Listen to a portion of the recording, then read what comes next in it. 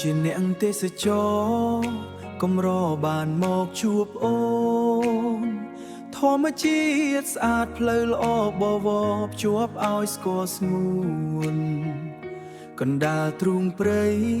ផ្កាស្រីដូរលំអភ្នែកអ្នកទេសចរ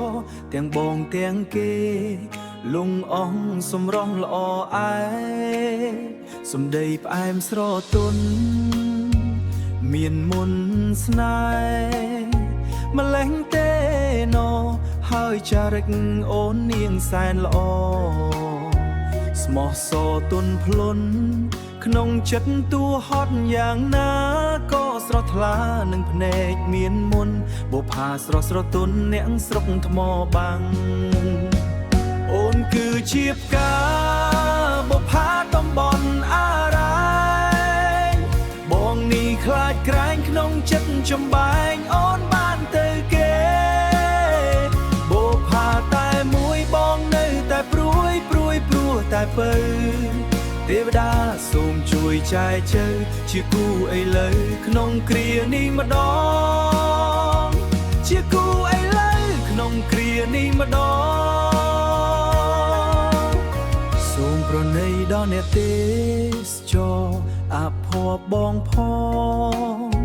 ព្រោះខំសងយូរណាស់ទៅហើយទើបជួបថ្ងៃនេះធីតាសួគ៌មែនទេបានស្អាតស្រស់ស្រាយសភាបងសុំធ្វើជាគ្នាតែបានពីថ្លៃ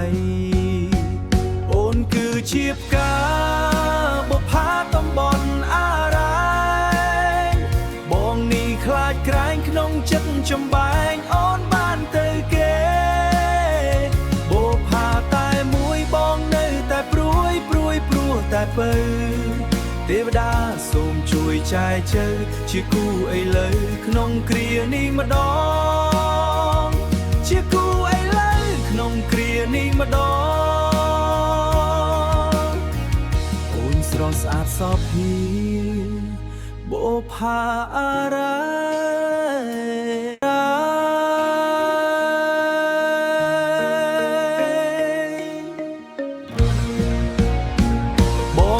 ខ្លាចក្រែងក្នុងចិត្តចំបែងអូនបានទៅគេ